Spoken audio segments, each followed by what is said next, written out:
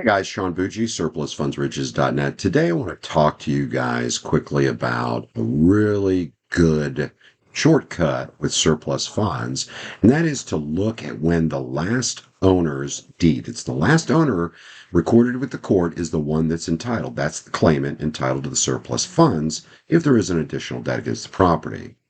You've got to look at when that was recorded. And here's the example I'm going to use.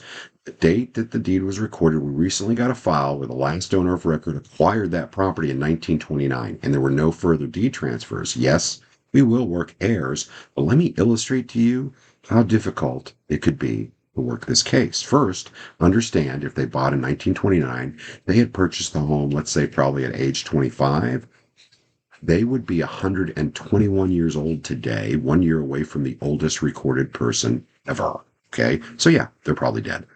At the time, the average age to have kids was early 20s, and they probably already had kids or were about to when they bought that property. So let's assume the owner only had two kids. Common was 2 to 4 at the time, but let's say two. Those two kids would have had at least two kids by 1955. Now we're looking at four heirs, if of course the parents had died at this point. Those four kids would probably have two kids or more, probably by 1980, and they'd be around 70 years old today. Now we're looking at eight heirs, okay? And 70's pushing it a little bit. So those eight heirs would have had kids later in life, probably by 2010.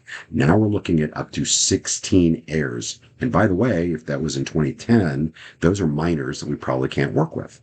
So if the deed was recorded pre-1960, heirship will be involved, and this is my gut talking here, probably about 90% of the time. Okay, so you may want to just stick with deeds that were recorded 1960 or later.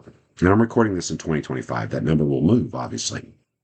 If they were 25 at the time they bought the house in 1960, they'd now be about 90. Okay, so there's a good chance, again, we're working with heirs.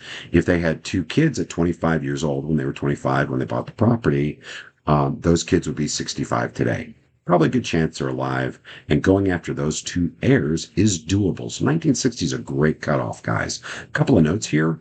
This example is based on there being no deed transfer to heirs with the court. Look, if that deed had then transferred, the deed recorded in 1929 had transferred to somebody else, it's the last deed holder. So you're not working with heirs, you're working with whoever the deed was transferred to, and there's no need to open a probate or estate. You're always looking at the last deed holder prior to the sale.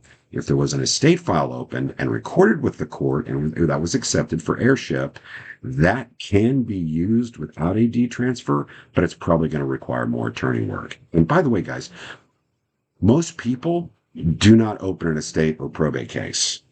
Okay, that's because usually there isn't enough debt to do anything about it, or they made arrangements prior to that to have bank accounts transferred to someone else, and it's just not something that is done frequently. I lost my father 2 years ago, and we did not open an estate or probate file because we didn't. We had everything in line for my mom to get it. Also, a lot of people die without heirs, just so you know. There's no one to get that money or to transfer anything to. Lastly, when you get into heirship and start talking about grandkids, which is what we're doing up here, or even great grandkids, you also have to consider that there are often divorces, okay, where the property interest for that one person was transferred to a spouse, but that wasn't recorded with a deed. So it can get kind of squirrely, and that's another reason to stay at the 1960 mark. I hope this has been of value to you. If it has, please like the video, subscribe to us, and hey, shoot me a comment in the comment section.